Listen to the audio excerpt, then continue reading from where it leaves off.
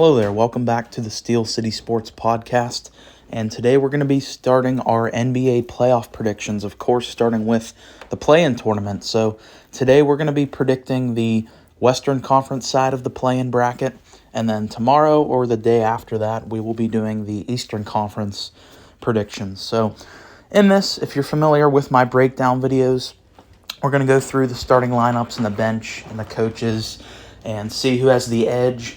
Talk about situationally how these teams are doing, just in terms of, are they on a hot streak, are they on a cold streak, what's going on, and I will ultimately give my prediction on which team will come out with the win and advance to the proper playoff bracket. So let's get started.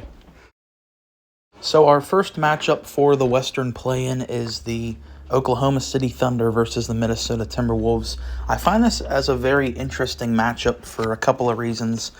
Number one, and this is kind of a common theme with the play-in bracket as a whole, is you typically see teams that are A, either massively underachieving, or B, massively overachieving. And I think that's a perfect example with this matchup here, where you have the Timberwolves, a team that I think if you would have told them before the season started they were making the play-in and not the actual playoffs as you know, a 6 seed or higher, they would have looked at that as a disappointment. You know, last year they were the 7th seed, and they made a big swing trading for Gobert. They gave up a lot of draft capital and some really good role players.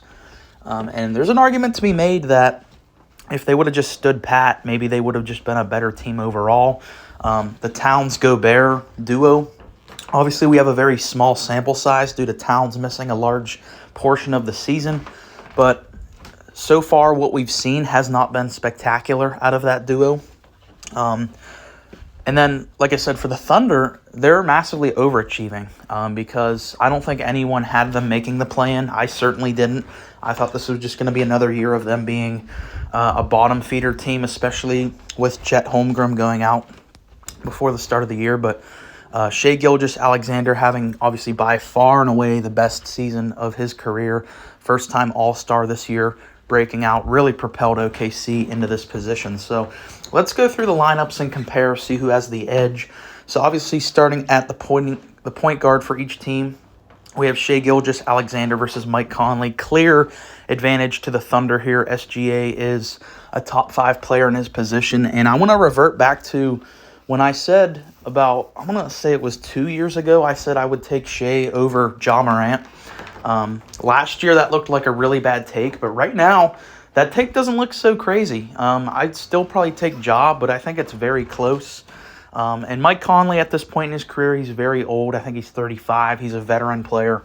For me, I still don't really get why the Timberwolves did this trade for Conley. Whenever I think D'Angelo Russell is a better player than him, and he is younger, much younger than Mike Conley is, but in this matchup, obviously the clear advantage to SGA. Next, we have the shooting guards, Josh Giddey versus Anthony Edwards.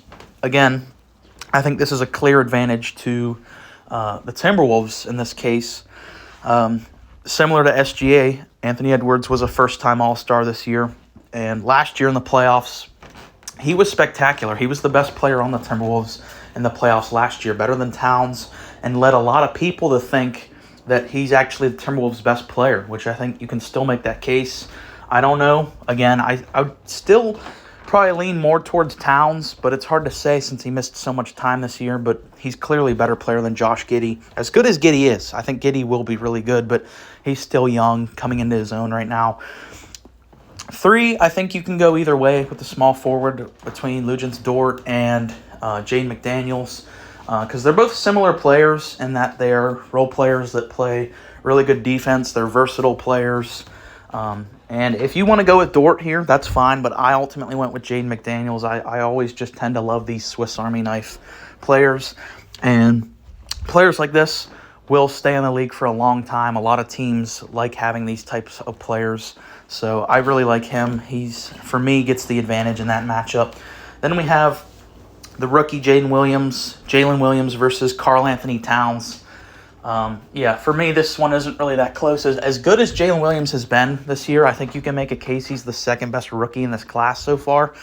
I'm going with Karl Anthony Towns, a perennial all-star. Again, missed a lot of time this year, but we all know what Cat can do on the floor. And then we have the center matchup, another Jalen Williams. Kind of funny that they have two players with the same exact name in their starting lineup, the Thunder do. They're spelled different, but it's still Jalen Williams. Versus Rudy Gobert. It's well documented that I'm not a Rudy Gobert fan. I've never been a big Gobert fan, but I still think he's a better player than Jalen Williams. So that gives the Timberwolves a 4-1 matchup in terms of the starting lineup. And when we look at their last 10 for both these teams, the Thunder are 4-6 in their last 10. The Timberwolves are 500 in their last 10. So that doesn't tell me much, but just given the fact that the starting lineups is so one-sided for me, and the fact that this will be played in Minnesota, I think this is a win for the Timberwolves, and they will advance to the second round of the play-in, where they'll play the winner of the Lakers or the Pelicans. And I picked the Timberwolves to beat the Grizzlies last year in the first round, and they probably should have. 90% of the series they were leading. It's just the fourth quarter they would fall apart. Obviously, this is a much different team, given the fact that obviously they have Gobert and all those role players are gone. But I still think Anthony Edwards can take over any given game. Cat coming back obviously is well rested, so I think it'll be a fun game for sure. I think it can go in OKC's direction. I'm not writing them off entirely, but I think Minnesota has the clear advantage just given their starting lineup. So I'm picking them to advance. And so for the 7-8 matchup, we have the Los Angeles Lakers versus the New Orleans Pelicans. And this is really a shame because I think if Zion would be playing in this game, this would be a really fun game.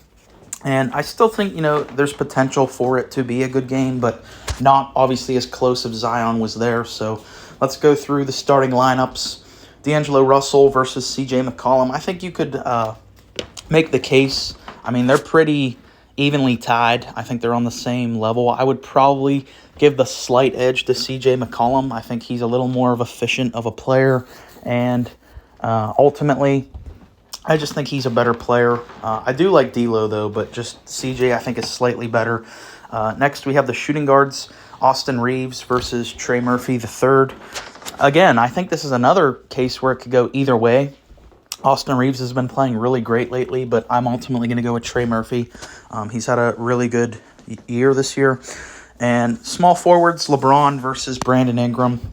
As good as B.I. is, LeBron James is still top 5 player in the world, so not really a contest there. The 4 position, we have Jared Vanderbilt versus Herb Jones. And I think this one's pretty close as well. I'm a big fan of Herb Jones. I think he really solidified himself in that playoff series last year against Phoenix. But I'm ultimately going to go with Jared Vanderbilt. He's, again, similar to Jaden McDaniels, like we talked about with that Timberwolves team. He was on that team last year, and I really liked him. And he has been phenomenal with the Lakers since being traded there. So I'm going to give him the edge. And then the center matchup, Anthony Davis versus Jonas Valanciunas. Again, I like JV a lot, but Anthony Davis, when healthy, is a top 10 player in the NBA. So we're going with Anthony Davis. This is really a shame for the Pelicans because there was a point in the year where they were the 1 seed in the Western Conference for like a week, and they looked like a really fun, just incredible young team. And with Zion going out, which is kind of an inevitability at this point, they have fallen all the way down here. For the Lakers, good for them for fighting back, because there was a point, I think they were like the 12 seed, and they've gotten all the way back up here to 7. I think if they would have had this roster that they assembled at the trade deadline, if they would have had that roster at the start of the season, I think that they would be a much higher seed, because since that trade deadline, they've been one of the best defensive teams in the NBA. The fit is so much better since getting rid of Westbrook. And that's something I talked about a lot in the offseason, is that Westbrook had no role on this team. It really didn't make sense to have him on this team, and it's pretty clear once they got rid of him that they were just a better team. So I really like the construction of the Lakers. I'm going with them to win this game, particularly, obviously, because Zion's gone, and they've been playing really good lately. The interesting thing, though, is something that surprised me is their last 10 for both these teams are identical, 8-2. I did not think the Pelicans were 8-2 in their last 10 games. I kind of expected that for the Lakers because I know they've been really good since the trades and since LeBron's been back. But, the Pelicans, this isn't going to be an easy game for the Lakers. They're a scrappy young team. They have bodies to throw at LeBron, not so much AD, but they do have a couple perimeter defenders to try to slow LeBron down. Obviously, no one is slowing LeBron down, but they can at least try. And they're relatively healthy. This is as healthy as they've been in a long time, with LeBron and AD back and no real significant injuries on the team. So I think they will win this. They will go on to be the 7th seed, which means they'll play, I believe, Memphis in the first round. So we'll obviously get to that in our first round prediction videos. And that means we'll have a matchup of the Pelicans versus the Timberwolves for the 8th seed. And so fighting for that final spot in the Western Conference playoffs, we have the Minnesota Timberwolves versus the New Orleans Pelicans. So I think this one, for me, I'm going to take the New Orleans Pelicans just because I think they're playing much better basketball as of late. Again, comparing their last 10 games, Pelicans 8-2, as to Minnesota, they're 5-5. And the problem with Minnesota is I just don't think the chemistry is there. Although New Orleans is lacking their star power with Zion being out, these guys have all played together for a long time. And Minnesota, they haven't really been able to develop the Towns Gobert lineup. And like I said, even when they were playing earlier in the season, they didn't look so great. Obviously, Anthony Edwards, I think, is capable of taking over any game, but I just think I like the Pelicans roster better, I like their depth better, and I like their coach better. So stay tuned for the Eastern Conference play-in predictions. Thanks for listening.